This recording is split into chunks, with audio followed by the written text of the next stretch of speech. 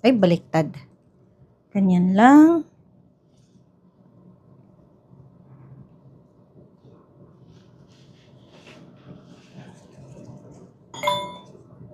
Ay, sino kaya yon? So, ayusin lang natin. Ipaikot lang natin dito. Mabango yung lime. Bango, bango, bango, bango. Sarap. So, very simple. Very easy and very simple. There you go. Ganyan lang siya. At, saka maglagay tayo dito ng pomegranate seed. Dito sa ibabaw niya. Ay, nahulog. Sarap.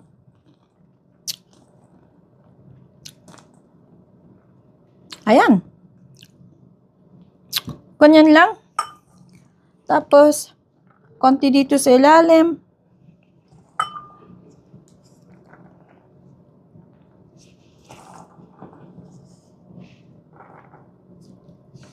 Ayan, ayos. Maglagay tayo dyan. Ganyan.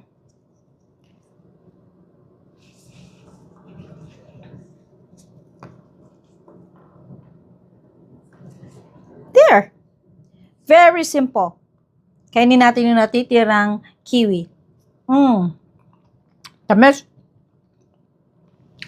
Aha. So, yan. Eto. Lapit ko. Diba? Ang ganda. Para sa ating centerpiece sa lamesa kapag may bisita o kahit you just want to enjoy. Diba? Ganyan lang siya. Madali lang gawin. Pwede natin naman palitan ng instead na oranges, pwede rin siya ng grapefruit.